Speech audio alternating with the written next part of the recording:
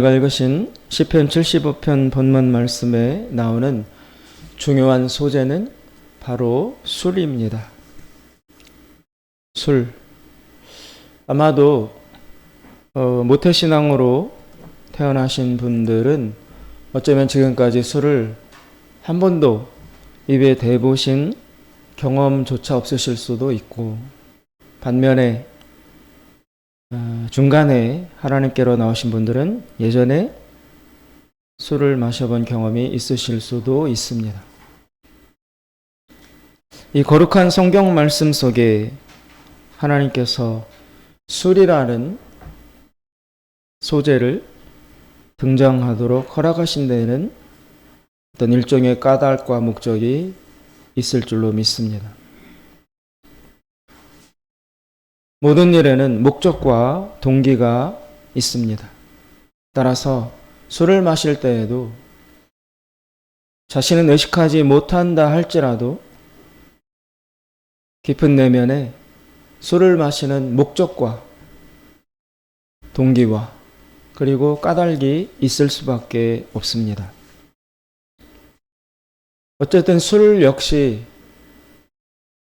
하나님이 창조하신 여러 곡식과 피조물들을 사용하여 만들어진 산물이므로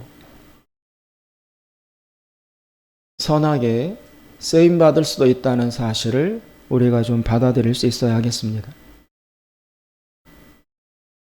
쉽게 금방 이해가 되지 않겠지만 하나님이 술을 허락하신 목적, 더불어 그 연장선상에서 우리가 술을 마시는 목적은 궁극적으로는 바로 예배를 위해서입니다. 술 마시는 것과 예배가 무슨 상관이 있느냐라고 반문할 수 있지만 술조차도 하나님이 허락하신 것입니다. 하나님이 주신 것입니다. 살아계신 하나님, 거룩하신 하나님이 나에게 술을 주셨다. 술잔을 나에게 주시고 거기에 술을 부어주셨다. 라는 것을 우리가 의식한다면 이 술은 세속적 도구가 아니라 이 술조차도 하나님이 나에게 부어주신 잔이라는 믿음과 관점을 가질 수만 있다면 이 술조차도 하나님의 영광을 위해서 거룩한 마음으로 마실 수 있는 것입니다. 술도 예배를 위해서 허락하신 것입니다. 하나님과의 관계가 분명하다면, 살아있다면 술 속에서도 하나님의 은혜와 하나님의 영광을 생각하며 거룩하게, 단정하게, 경건하게, 깨끗하게, 기쁘게 이 술을 마실 수 있을 것입니다. 그 정확한 예가 바로 성찬식이라고 할 수 있습니다. 예수님께서는 이미 존재하던 포도주라는 술을 사용하셔서 예수님의 죽으심, 흘리신 피를 기념하라고 제정하셨습니다. 술은 사실상 그 존재의 목적과 이유가 결국 예수님의 죽음을 감사하고 기념하는 성찬에 쓰여지라고 술 자체가 사실은 존재하는 것입니다. 술의 용도가 원래 그런 것입니다. 예수님이 성찬식을 제정하심으로써 술의 목적, 술의 존재의, 술이 왜 필요한지를 비로소 규명해 주셨습니다. 따라서 술 마시는 목적은 예배가 되어야 마땅합니다. 그 예배의 정신을 기억하면서 술을 마신다면 우리는 절대로 빗나가지 않을 수 있고 오히려 이 술이 하나님이 주신 기쁨의 선물이 될 수 있는 것입니다.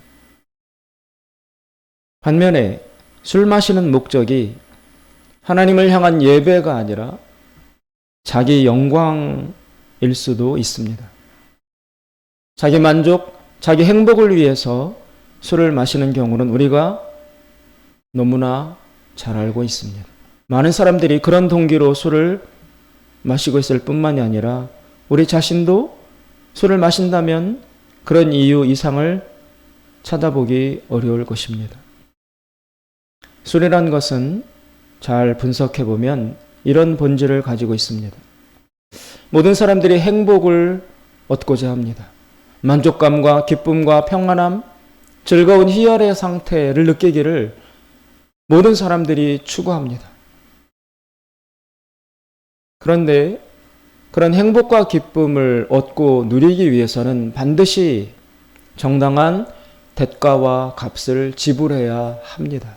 심지 않고 거둬지는 행복은 없습니다. 노력하지 않고 얻어지는 충만함은 있을 수 없습니다. 모든 일에 다 노력이, 대가를 지불하는 것이 필요합니다. 그것이 이 세상의 질서입니다.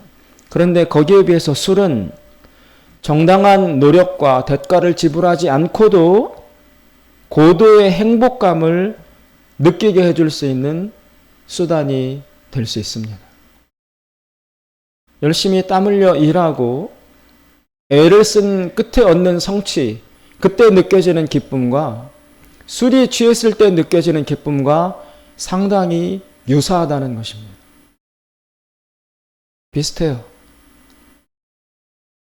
세상이 다 아래로 내려 보이고 구름 위에 올라선 것 같고 모든 것이 용서되고 모든 것이 가능한 것 같고 지나간 일은 다 아스라이 잊혀지고 현재와 밝은 미래만 보이고 성공했을 때, 성취했을 때 느끼는 그 감정이 바로 술을 마셨을 때 느껴지는 감정과 대단히 유사하다는 점에 술의 이중성이 있는 것입니다. 따라서 술은 특별한 노력 없이도 마시기만 하면 빠른 속도로 나를 행복감으로 데려다 줍니다. 특별한 노력이 필요 없습니다. 술을 붓고 마시고 하는데 애쓸 필요가 없습니다. 간단한 동작 그리고 얼마 안 되는 시간만으로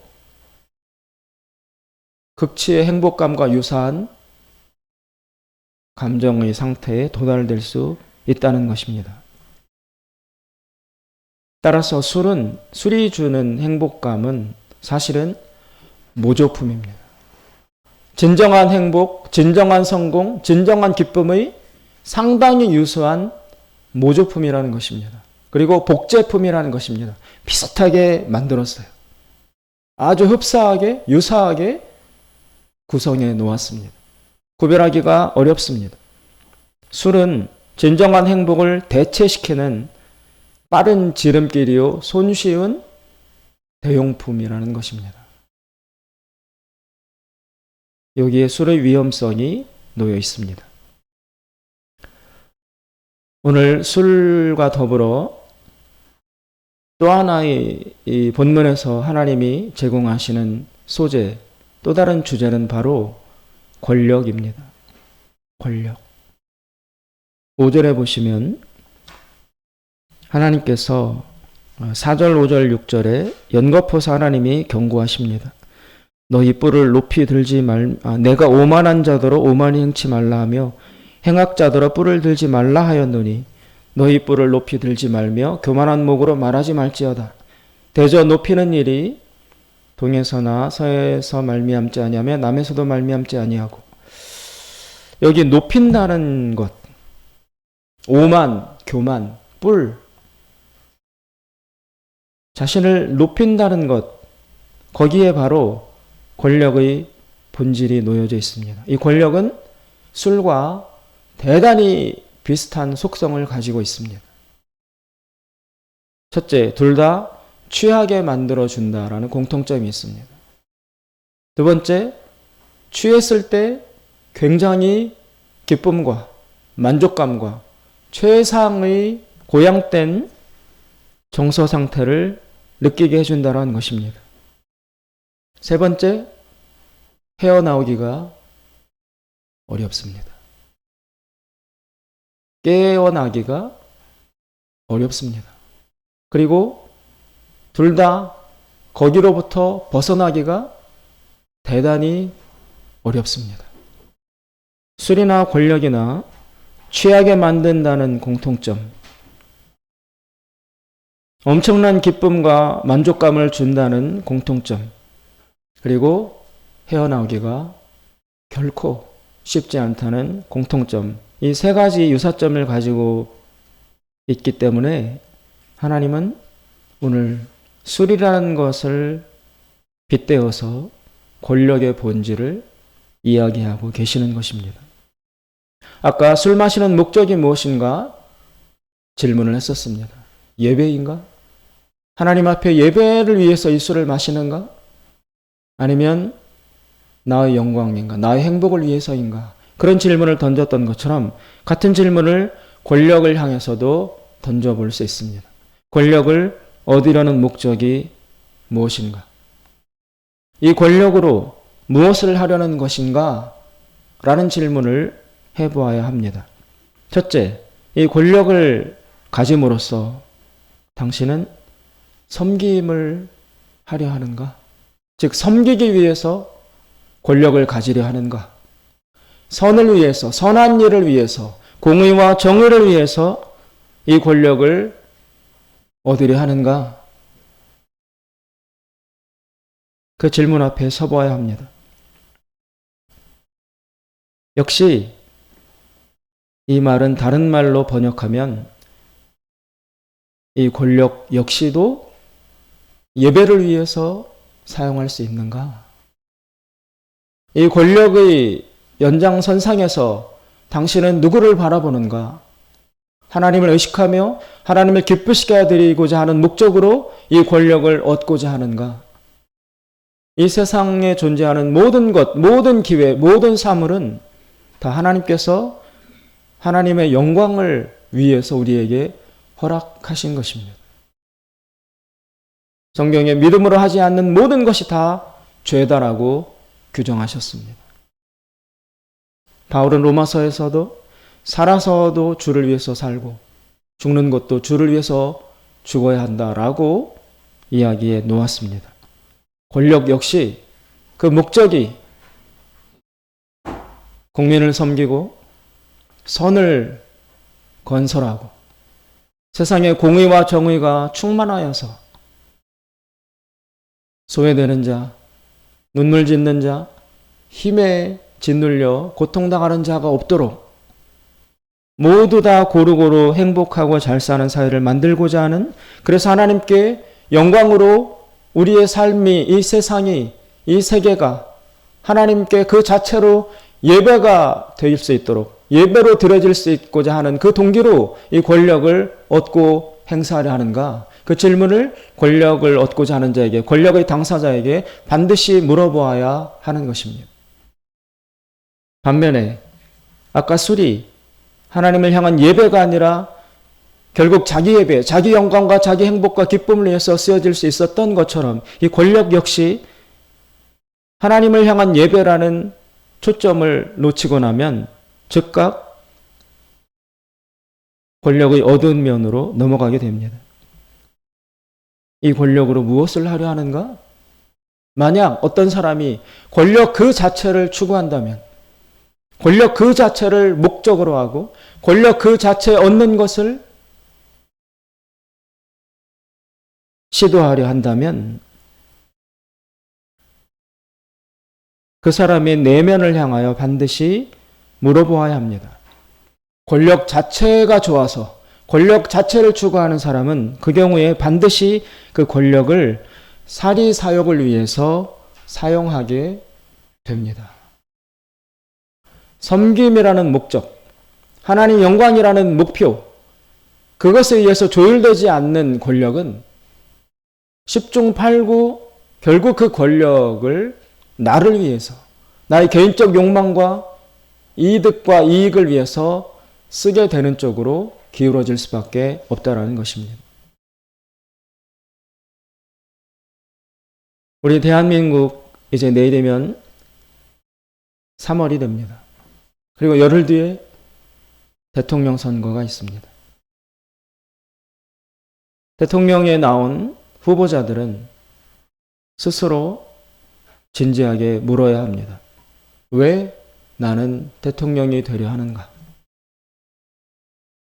대통령 후보로 나온 모든 사람들은 이 질문을 끊임없이 그리고 치밀하게 할 수 있는 최선의 끝까지 자기 자신을 향하여 줄기차게 물어야 합니다. 나는 왜 대통령이 되려 하는가? 내가 대통령이 되려 하는 목적은 무엇인가? 그리고 그 질문의 끝에서 자기 스스로 답을 찾아야 합니다.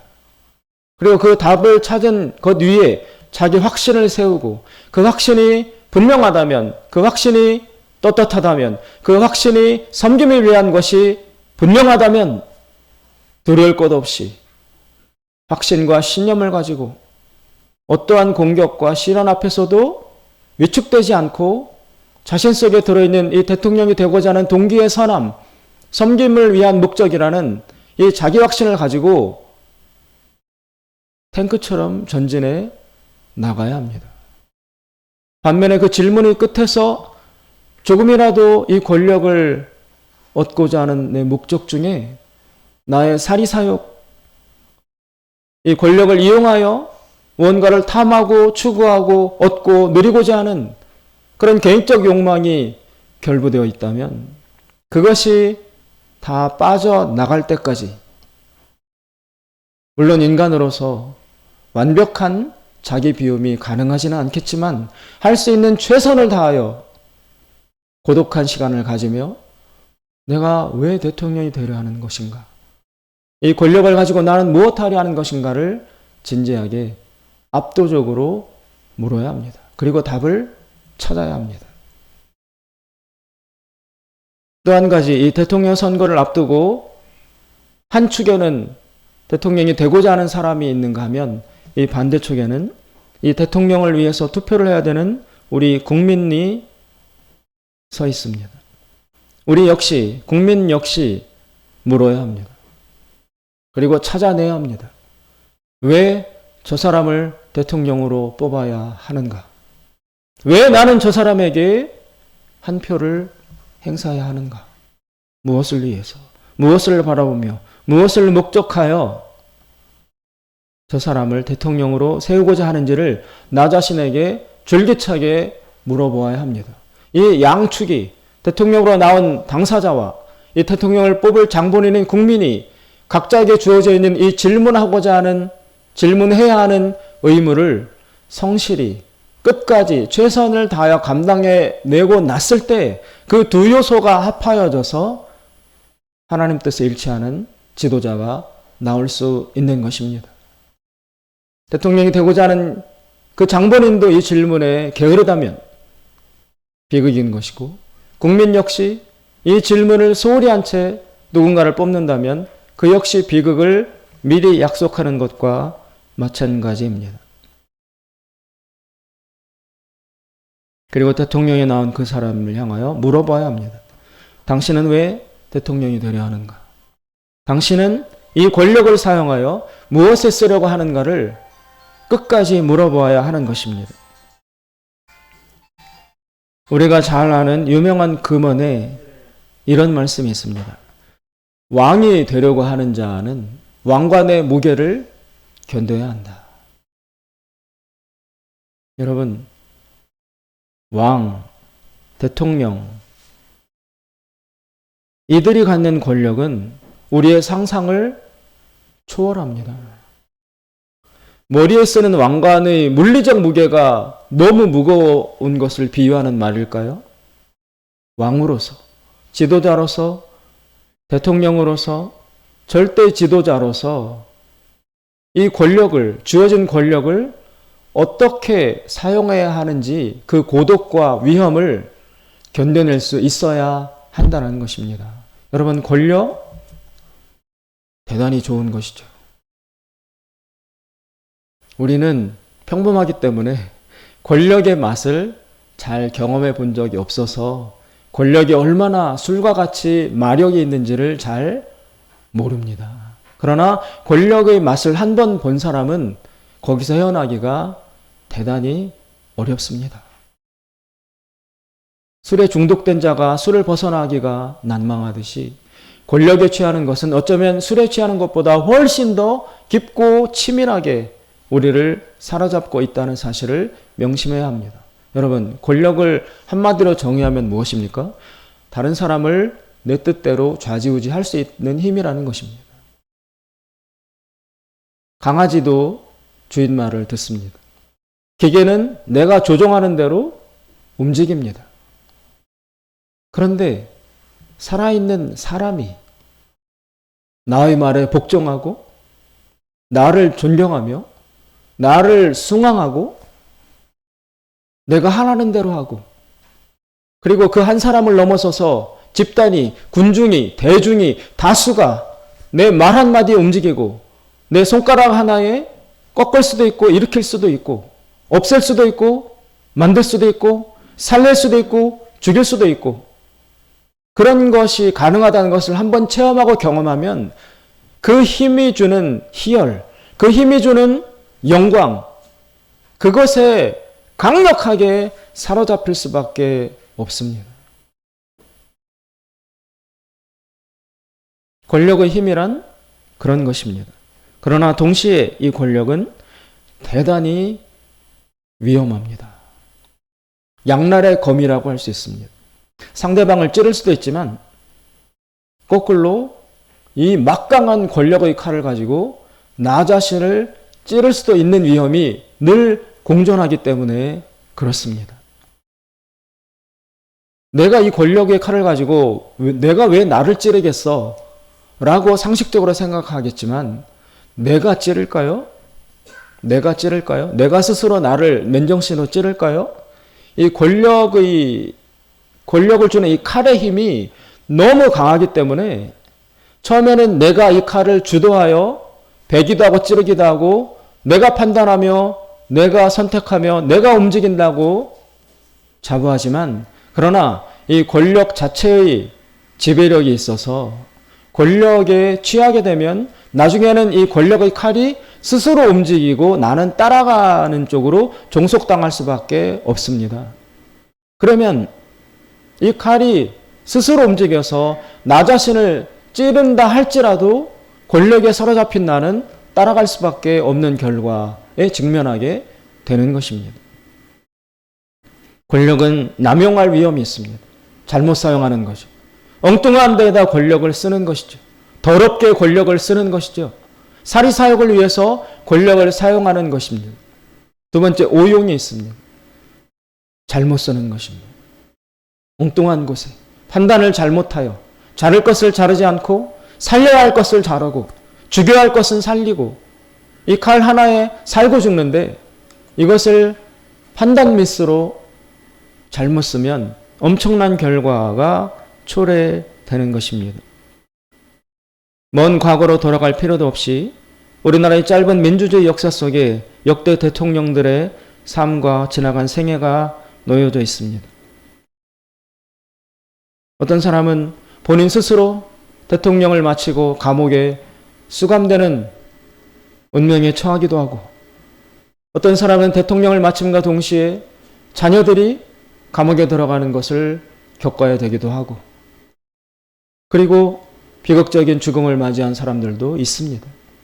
이 짧은 우리나라 대한민국의 민주주의 역사 속에 몇 안 되는 대통령들의 생애가 그 다양한 극과 극의 질곡으로 얽혀있는 것으로 볼 때 그 대단한 사람들, 많이 배우고 능력 있고 실력 있고 대중을 사로잡고 판단력이 뛰어나고 그 우수한 모든 것을 갖춘 그 대통령이란 사람들이 이 권력을 사용한 종착지에서 사정없이 자기 삶이 찢기고 망가지고 고통을 겪어야 하는 그런 결말을 맞이하는 것으로 볼 때 이 권력은 얼마나 위험한 것입니까?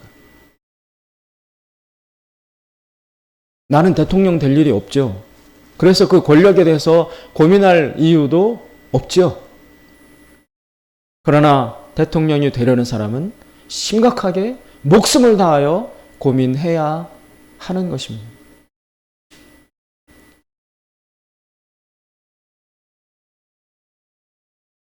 싫거나 좋거나 우리는 이 새로운 지도자를, 절대 권력과 버금가는 힘을 가진 한 사람을 우리 민족과 나라의 지도자로 세울 기회 앞에 직면해 있습니다. 우리는 질문해야 합니다. 확인해야 합니다. 그리고 그 사람 스스로도 치열하게 질문하여 답을 찾아내야 합니다. 마틴 스캇백이라는 미국의 신경정신과 의사가 쓴 책에 보면 그분은 악을 게으름이라고 정의했어요. 악은 딴 것이 아니다. 게으름이다. 무엇을 향한 게으름인가? 질문하는 것을 싫어하는 게으름이다. 무엇을 질문하느냐? 내 속에서 이것이 옳은가? 이것이 선한가? 이것이 정직한 것인가? 이것이 의로운 것인가를 묻는 그 질문을 게을리하는 것, 거기에서 악이 발생한다라고 정의를 내렸습니다. 그래서 이 의사는 성경에 나오는 원죄의 본질은 게으름이라고 규정했습니다. 이 사람은 원죄를 받아들이지 못했었어요. 왜 아담이 지은 죄 때문에 갓 태어난 애들까지도, 이 순결한 어린 영혼까지도 죄인이 되어야 하는가? 아담이 선악과를 따먹는 불순종을 저짐으로써 지은 그 죄가 왜 모든 인간에게 전가되어서 다 같이 죄인이 되어야 하는가? 라는 이 원죄 교리의 반발심을 느꼈습니다. 그런데 자신이 그 정신과 의사로서 많은 사람들을 상담해보고 시간이 흐르고 난 다음에 자기가 관찰해 보니까 세상에 존재하는 모든 인간들 속에 다 보편적으로 들어있는 공통된 성질이 하나 있더라는 거예요.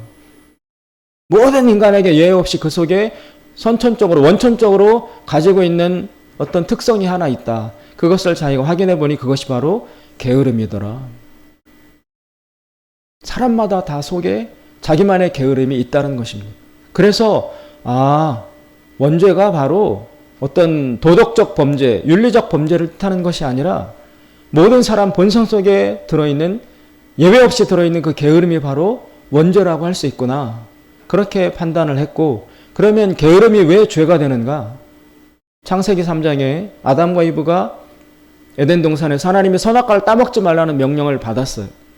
근데 아담과 이브는 뱀이 와서 따먹어도 된다라는 유혹을 받았을 때 이 뱀이 제시한 제안을 가지고 하나님 앞에 나아가서 하나님은 따먹지 말라고 했는데 뱀은 따먹어도 된다고 합니다. 그러니 하나님 어떻게 판단을 내려야 하겠습니까? 라고 하나님께 묻는 질문을 안 하는 그 게으름을 범했다라는 것입니다. 하나님 앞에 나아가서 물었어야 되는데 묻지 않는 게으름, 묻기 싫은 미적미적, 미루고 결국 하나님 앞에 나가서 질문하는 것을 싫어하고 소홀히 하고 회피한 바로 그 게으름 때문에 결국에는 선악과를 따먹는 죄를 짓게 되었다. 그래서 죄의 본질은 게으름이다. 무엇을 향한 게으름인가? 하나님께 질문하는 것을 싫어하고 회피하는 게으름이다라고 규정했습니다. 어떤 길을 앞두고, 어떤 선택을 앞두고, 어떤 생각 앞에서 우리는 물어야 한다는 것입니다. 내 내면 속에서 내가 생각하는 그 길과 이 길에 대한 하나님의 생각을 치열하게 물어서 답을 얻어내는 자만이 죄를 피할 수 있다라고 이야기했습니다. 질문하는 그 수고를 감당해야 된다라는 것입니다. 그런데 우리는 본능적으로 압니다. 내가 하고자 하는 이 행동이 하나님께서 허락해 주실까? 자신이 없다는 것을 알아요. 내 양심이 벌써 말하고 있어요. 그런데 나는 하고 싶어요. 그래서 만약 이것을 하나님 앞에 나가서 하나님 해도 됩니까? 물으면 반드시 하나님은 하지 말아라 라고 답하실 것을 내가 본능적으로 알기 때문에 그 하나님께 듣는 거절, 그 소리를 듣지 않기 위해서 안 나가는 거예요. 게으름을 피우면서 하나님 앞으로 질문을 안 하는 거예요. 그래서 결국 자신의 욕망과 본능이 하고 싶어 하는 대로 간다라는 것입니다. 그 질문하는 수고를 생략하는 뒤로 미루는 게으름, 그것이 바로 죄의 본질이고 거기에서 악이 탄생된다라고 했습니다. 오늘 성경 본문에 권력을 추구하는 자, 왕이 되고자 하는 자, 높아지려 하는 자는 반드시 하나님 앞에 나가서 내가 그 권력을, 그 높아짐을 감당해도 되는 사람입니까? 내 속에 악한 동기는 없습니까?를 질문해야 된다라고 말씀하고 있습니다. 그 질문을 끝까지 하는 자, 그래서 오케이, 너는 그 일을 해도 돼, 그 권력을 가져도 돼 라는 사인을 받은 사람은 두려움 없이 그 길을 가야 할 것이고, 나는 간절히 원하지만 하나님께서 너는 안 된다, 너 속에 사리사욕이 있다라고 거절하는 사람은 하나님의 음성을 듣고 거기서 포기할 줄 알아야 된다라는 것입니다. 그런데 술에 취하듯이 권력에 취한 사람은 진정한 권력의 동기를 갖고 있지 못하고 자신의 욕망을 위해서 권력을 찾고자 하는 자는 하나님 앞에 나아가서 묻는 이 과정을 계속 미루고 생략하고 회피한다라는 것입니다. 그래서 결국 하나님의 승인 없이 자기 자신만의 승인을 가지고 합리화시키면서 권력을 차지하고자 손을 뻗치게 되는 것입니다. 그러나 그렇게 하나님께 질문하는 것을 하지 않는 채 차지하는 권력은 이미 권력의 노예가 된 사람입니다. 이 사람들은 그 권력에서 헤어나올 수 없습니다. 그래서 오늘 본문 말씀에 보시면 8절, 여호와의 손에 잔이 있어 술거품이 일어나는도다. 속에 섞은 것이 가득한 그 잔을 하나님이 쏟아내시나니 실로 그 찢기까지도 땅의 모든 악인이 기울여 마시리로다. 술처럼 흘러나오는 권력의 향유, 그 냄새를 맡고 사람들이 몰려듭니다. 그 중에는 권력의 위험성, 자신에게 허락되지 않은 권력이라는 것을 깨닫고 돌아가는 소수가 있고, 나머지 다수는 그 술이 주는 달콤함, 이 권력이 주는 권력욕에 취해서 그 찌꺼기까지도 다 핥아먹으면서 이 술병 근처에서 떠나지 못한다라고 나와 있습니다. 권력에 취한, 권력에 사로잡힌 악인들이 그 찢기까지도 땅의 모든 악인이 기울여 마시리로다. 무엇을 기울여 마시는 것입니까? 술병을 한 방울까지도 다 마시려고 기울여 탈탈탈 털면서도 그 술 맛을 벗어나지 못해서, 이 권력 맛을 벗어나지 못해서 끝까지 그 술병에 입을 대고 혀로 핥으면서까지 이 술상 근처에서 떠나지 못한다라는 것입니다. 술에 사로잡힌 자, 술에서 벗어나지 못합니다. 권력에 사로잡힌 자, 권력에서 벗어나지 못합니다. 스스로가 망할 때까지, 그 칼이 자신을 찌를 때까지 권력의 극한까지 추구하다가 자신의 칼에 자신이 죽게 되는 것입니다. 그것이 악인들의 종말입니다. 사랑하는 여러분, 제가 원저자는 누군지 모르겠지만 우리나라 조선을 건국한 정신적 지도자였던 정도전이란 분이 조선 개국을 앞두고 이런 말을 했습니다. 백성은 어리석으나 속일 수 없고, 백성은 약하나 이길 수 없다. 여러분, 백성은 대단히 어리석어요. 어리석어요. 권력자가 개, 돼지라고 생각하며 손가락으로 튕기며 무시할 수 있는 그런 어리석고 약한 존재들입니다. 그러나 이 백성들이 어리석지만, 그러나 이 권력자가 결코 속일 수 없습니다. 이 백성은 물방울처럼 연약하지만, 약하지만, 그러나 권력자가 감히 이길 수 없습니다. 그것이 바로 하나님이 정하신 이 세상의 질서요, 순리요, 권력의 본질인 것입니다. 대통령 선거를 앞두고 있습니다. 내가 대통령이 될 것은 아니지만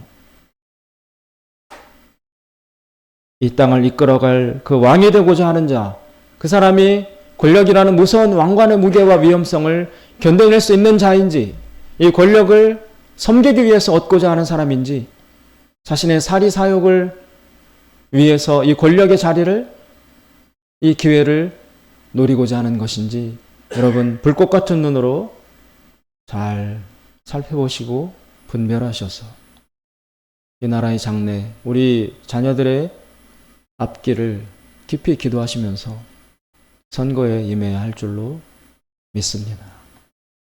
이것은 우리의 권리이기도 하면서 하나님이 우리에게 부여하신 거룩하고 귀중한 의무라는 것을 명심하십시오.